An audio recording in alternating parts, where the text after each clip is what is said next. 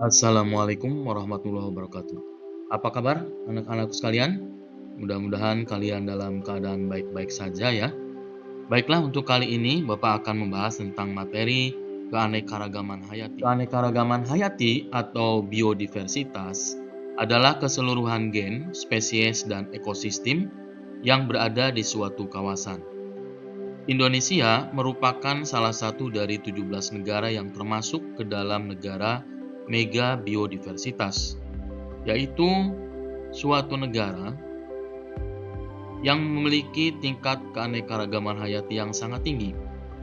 Negara-negara tersebut adalah Afrika Selatan, Amerika Serikat, Australia, Brazil, China, Ekuador, Filipina, India, Indonesia, Kolombia, Kongo, Madagaskar, Malaysia, Meksiko, Papua Nugini, Peru, dan Venezuela. Keanekaragaman hayati dapat dilihat dari 3 tingkat, yaitu keanekaragaman hayati tingkat gen, jenis, dan ekosistem. Keanekaragaman hayati tingkat genetik mempunyai arti bahwa keanekaragaman tersebut merupakan keanekaragaman yang disebabkan oleh variasi genetik. Apa yang kalian amati dari gambar yang tertera di depan? Kalian dapat melihat variasi ikan koi dari warnanya. Ada yang berwarna putih, ada yang berwarna putih merah, ada yang berwarna putih hitam merah, kuning, dan seterusnya. Apa yang kalian duga yang menyebabkan terjadinya variasi tersebut? Iya, benar. Variasi warna tersebut disebabkan oleh ekspresi dari gen atau fenotip yang dimiliki oleh ikan koi. Jadi, dalam satu jenis ikan koi ini, variasi dari fenotipnya sangat beragam. Inilah anak-anakku sekalian yang kita sebut dengan keanekaragaman hayati tingkat genetik. Keanekaragaman jenis menunjukkan seluruh variasi yang terdapat pada makhluk hidup antar jenis. Perbedaan antar jenis pada makhluk hidup yang termasuk pada satu keluarga atau famili lebih mencolok, sehingga lebih mudah diamati daripada perbedaan individu dalam satu spesies. Contoh, keragaman jenis dapat dilihat dari gambar di atas ya, yaitu adalah gambar dari keluarga kacang-kacangan. Ada kacang kapri, ada kacang tanah, ada kacang hijau, kacang merah, kacang kedelai, dan juga kacang panjang. Ekosistem dapat diartikan sebagai hubungan atau interaksi timbal balik antara makhluk hidup yang satu dengan makhluk hidup lainnya, dan juga antara makhluk hidup dengan lingkungannya. Dalam aktivitas kehidupannya, makhluk hidup selalu berinteraksi dan bergantung pada lingkungan sekitarnya. Ketergantungan ini berkaitan dengan kebutuhan akan oksigen, cahaya, matahari, air, tanah, cuaca, dan faktor abiotik lainnya. Komponen abiotik yang berbeda menyebabkan adanya perbedaan cara adaptasi berbagai jenis makhluk hidup atau komponen biotik. Hal ini menunjukkan adanya keanekaragaman ekosistem. Jadi, keanekaragaman ekosistem merupakan keanekaragaman suatu komunitas yang terdiri dari hewan, tumbuhan, dan mikroorganisme di suatu habitat.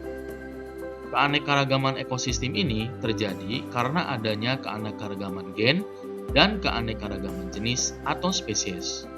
Contoh keanekaragaman ekosistem adalah sawah, hutan, pantai. Nah, termasuk di dalamnya adalah hutan hujan tropis.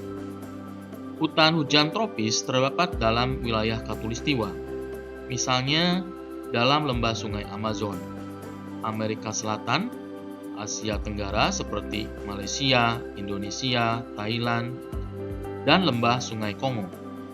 Hutan hujan tropik mempunyai spesifikasi abiotik seperti berikut. Pertama, memiliki siraman hujan yang sangat deras, yaitu sekitar 200-450 cm per tahun. Setiap tahun, matahari bercahaya dengan temperatur lingkungan antara 21-30 derajat Celcius. Bioma padang rumput terdapat di daerah yang terbentang dari daerah tropik ke subtropik. Ciri-cirinya adalah Curah hujannya kurang lebih 25-30 cm per tahun dan hujan turun tidak teratur. Porositas peresapan air tinggi dan drainase atau aliran air cepat. Tumbuhan yang ada terdiri atas tumbuhan terna atau herba dan rumput yang keduanya tergantung pada kelembaban.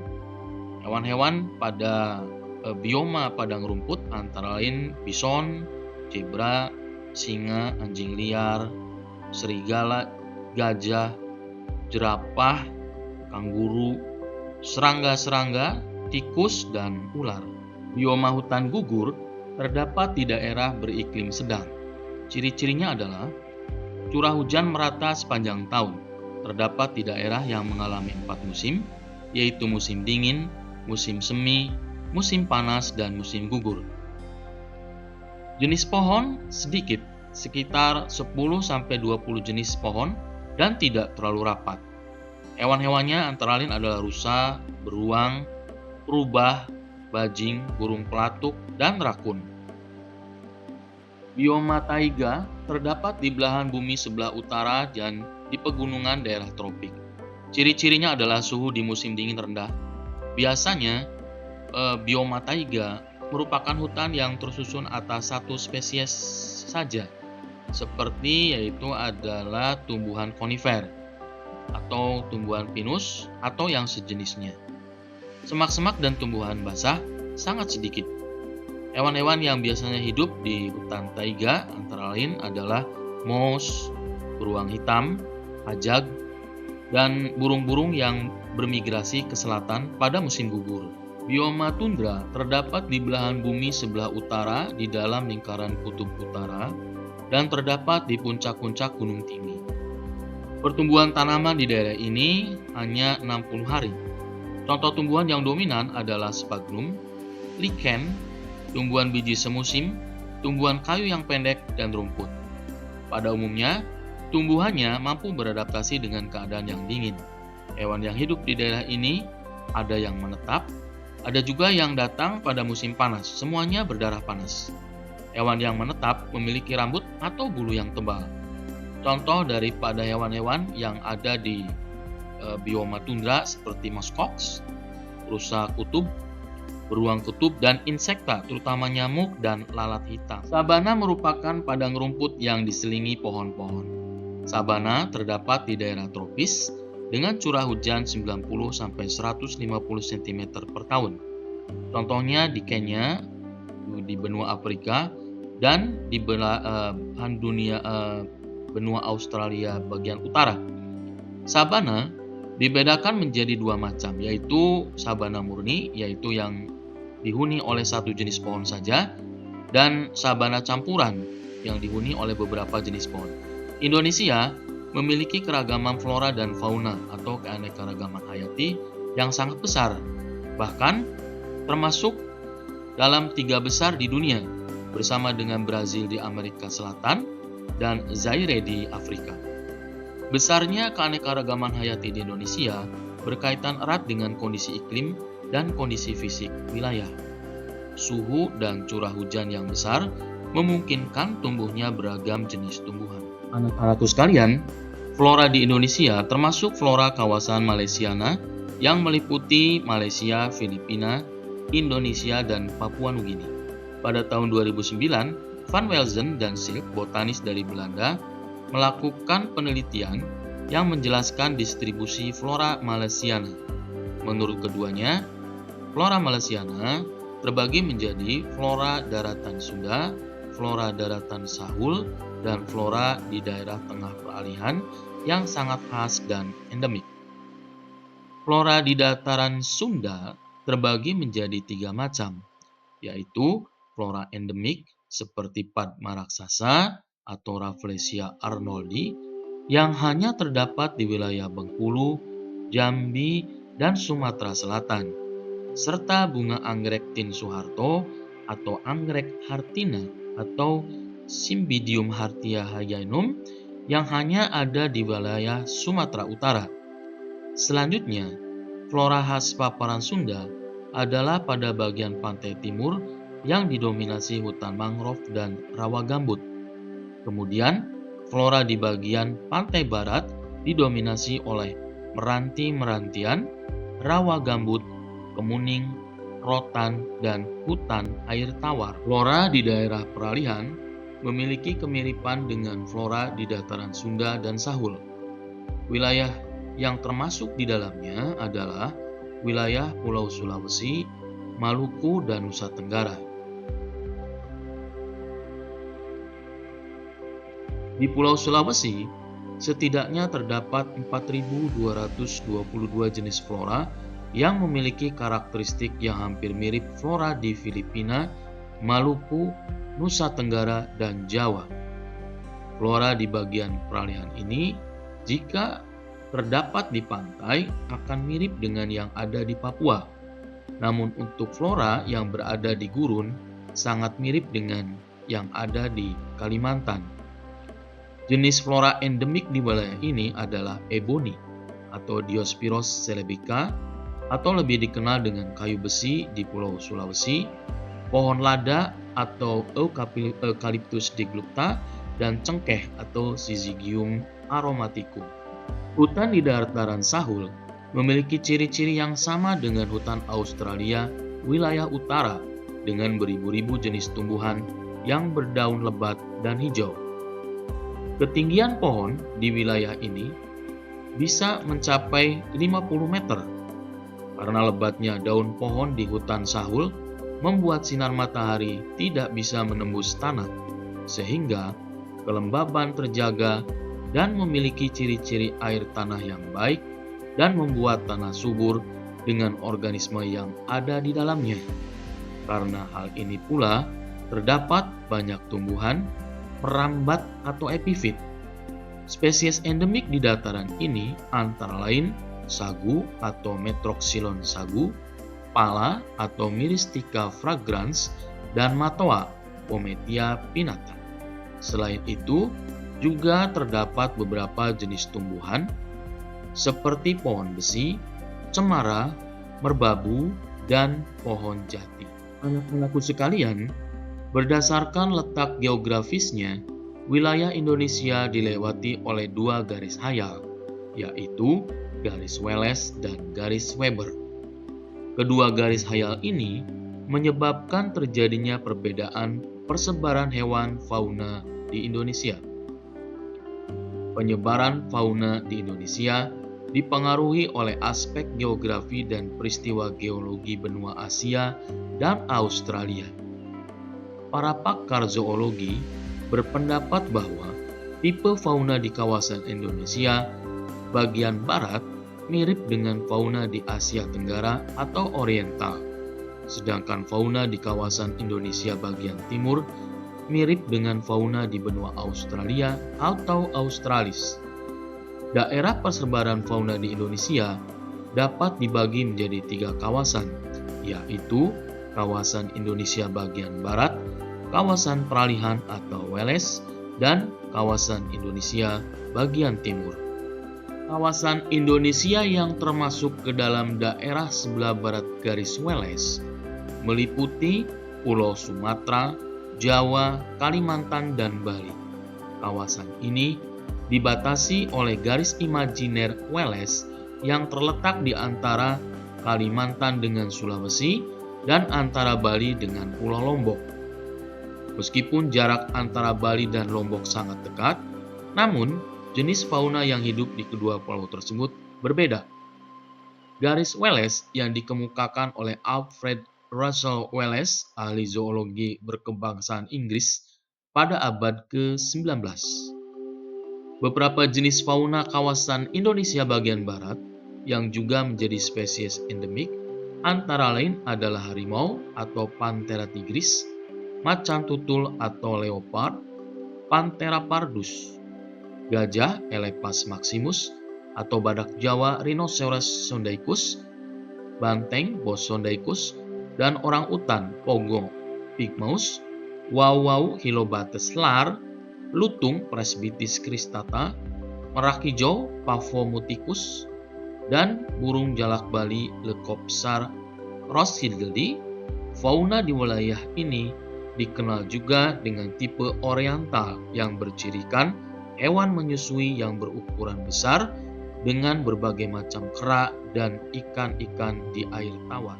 Daerah peralihan adalah daerah di antara garis Wallace dan garis Weber. Daerah ini disebut juga wilayah Wallace. Semakin ke timur dari garis Wallace, jumlah fauna oriental semakin berkurang. Sebaliknya, semakin ke barat dari garis Weber, fauna Australia semakin berkurang. Dengan demikian, marsupialia dapat ditemukan di daerah Wallace dan burung pelatuk oriental juga dapat dijumpai di sebelah timur Wallace. Perhatikan fauna yang ada di Bali dan di Pulau Lombok. Kedua pulau ini hanya dipisahkan oleh selat yang hanya berjarak sekitar 30 km, tetapi faunanya berbeda jauh. Di Bali ditemukan hewan oriental bajing dan harimau, tetapi hewan ini tidak menyebar ke Lombok. Sementara itu, di Lombok ditemukan burung pemakan madu yang tidak ditemukan di Bali atau termasuk ke dalam fauna Australian.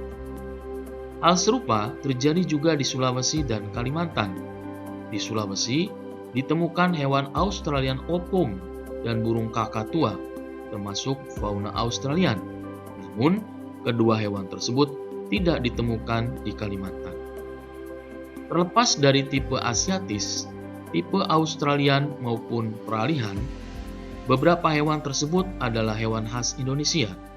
Hewan yang terancam punah adalah hewan-hewan asli Indonesia seperti orangutan, endemik di Sumatera dan Kalimantan, komodo, endemik di Pulau Komodo, badak jula 1, endemik di ujung kulon Jawa Barat, dan anoa, yaitu hewan yang endemik di Pulau Sulawesi. Wilayah Indonesia yang ada di sebelah timur garis Wallace memiliki berbagai jenis fauna Australia, yaitu berbagai jenis burung dengan warna bulu yang mencolok, misalnya kasuari, cendrawasih, kakatua, nuri, dan burung parkit.